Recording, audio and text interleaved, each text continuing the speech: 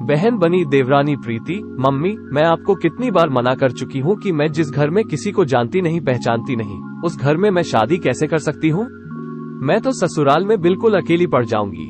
माँ, पर प्रीति बिटिया, एक न एक दिन तो हर लड़की को अपने ससुराल जाना ही पड़ता है, और ये तो हर लड़की के साथ होता है।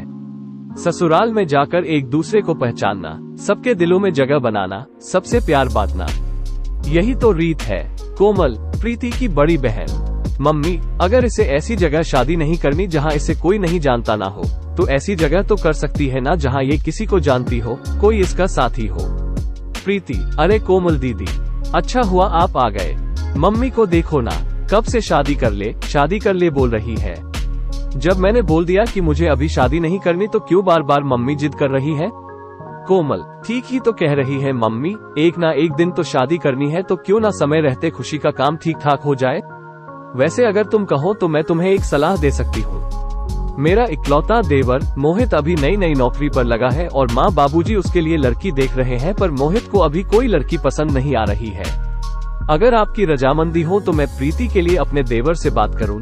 मम्मी, माँ, ये तो बहुत अच्छा रहेगा। कोमल बिटिया, अगर तेरे ससुराल वाले इस बात के लिए मान जाते हैं तो तेरे पापा और मुझे तो कोई ऐतराज नहीं। कोमल, और प्रीति तू बता। प्रीति, मुझे क्या पता दीदी, आपको जो ठीक लगे वैसे करो। अच्छा, मैं अभी आती हूँ। प्रीति शर्मा करो अपने कमरे में चली जाती है।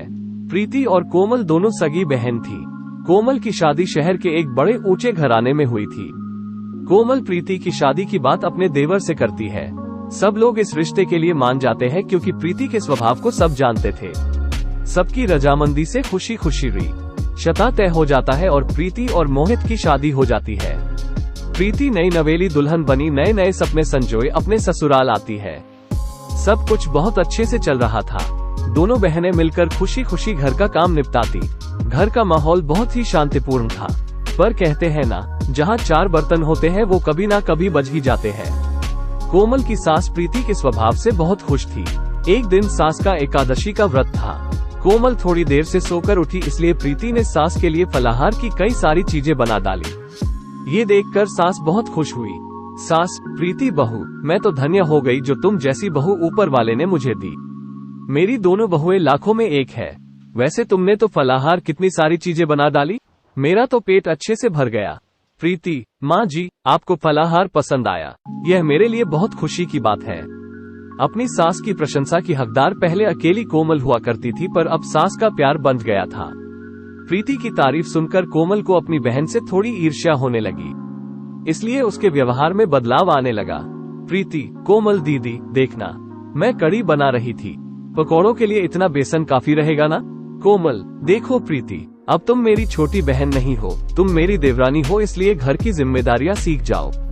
अब हर समय मैं तुम्हें थोड़े ही बताती रहूंगी कि क्या सही है और क्या गलत है। खुद भी तो बनाना सीखो, और वैसे भी मुझे बहुत सारे काम है। आज से पहले कोमल ने प्रीति से कभी ऐसे बात नहीं की थी, पर प्रीति इस बात पर ध्यान नहीं देती। अब तो कोमल अक्सर प्रीति को नीचा दिखाने की भी कोई कसर नहीं छोड़ती थी। एक दिन प्रीति ने गलती से दाल में देसी घी के तड़के की जगह तेल का तड़का लगा दिया, जिस पर कोमल उसे टोकने लगी। कोमल, प्रीति, तुम्हें पता है ना कि माँ जी को देसी घी के तड़के वाली दाल पसंद है, फिर तुमने तेल का तड़का क्यों लगा दिया? प्रीति, दीदी, वो देसी घी मुझे मिल ही नहीं रहा था, मैंने पूरी रसोई में देखा, इसलिए मैंने तेल का तड़का लगा दिया। कोमल, 6 महीने तुम्हारी शादी को हो गए हैं, कब तक मैं ही रसोई के सामान की देखभाल करती रहूंगी? तुम्हें भी तो देखना चाहिए। देसी घी हमेशा भंडार घर में रखा होता है, एक बार वहाँ जाकर देख लेती, कम से कम ये गलती तो नहीं होती। एक बात कान खोलकर सुन लो, यहाँ तुम मेरी बहन नहीं देवरानी हो।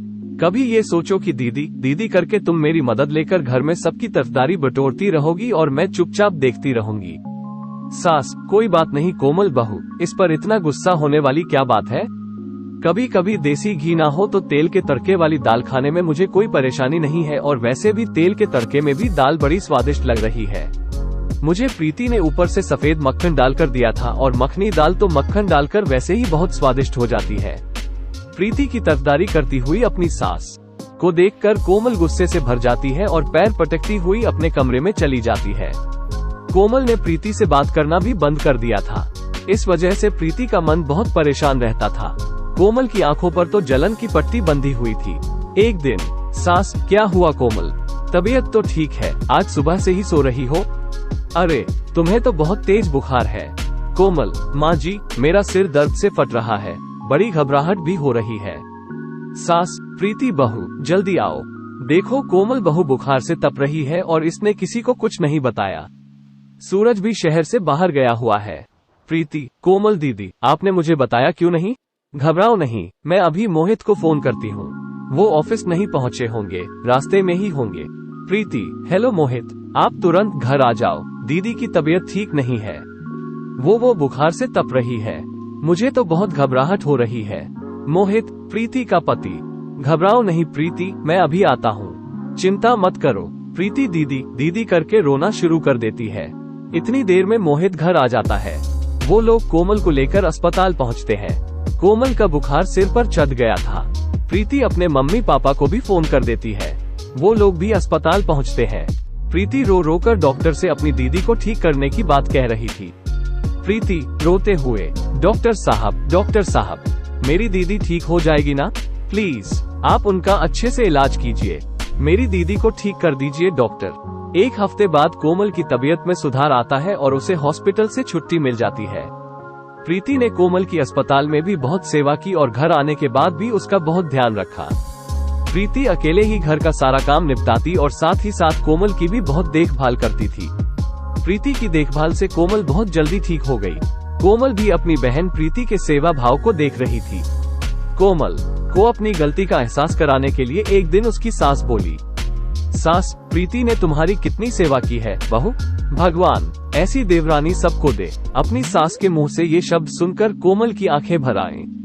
तभी प्रीति बोली, प्रीति देवरानी नहीं बहन हूँ माँ जी, बहनों में तो ऐसे मनमुटाव चलते ही रहते हैं। जब हम छोटे थे तब भी तो हम झगड़ा करते थे, तब क्या हमारा रिश्ता खत्म हो गया? प्रीति और कोमल दीदी, अगर आपको लगता है थोड़ी बहुत लड़ाई झगड़े से हमारा रिश्ता खत्म हो जाएगा तो आप गलत हैं। मैं आज भी आपकी बहन हूँ, मैं कल भी आपकी बहन थी और आगे भी मैं आपकी बहन ही रहूंगी। देवरानी मुझे कभी मत समझना और ना कभी बोलना। कोमल, प्रीति मेरी प्यारी बहन। प्रीति और कोमल एक दूसरे के गले लग जाती है। सास की आंखें भी खुशी के आंसुओं से भर जाती है। अब दो देवरानी जेठानी नहीं बल्कि दो बहनों का मिलन हुआ था। दोस्तों, आपको ये कहानी कैसी लगी कमेंट करके बताना और चैनल पे पहली बार आए हो तो वीडियो को लाइक करके चैनल को सब्सक्राइब करना और बेल आइकॉन को प्रेस करके नोटिफिकेशन की घंटी दबा देना, जिससे सबसे पहले आपको नए वीडियो की नोटिफिकेशन मिल जाए। वीडियो देखने के लिए आपका धन्यवाद।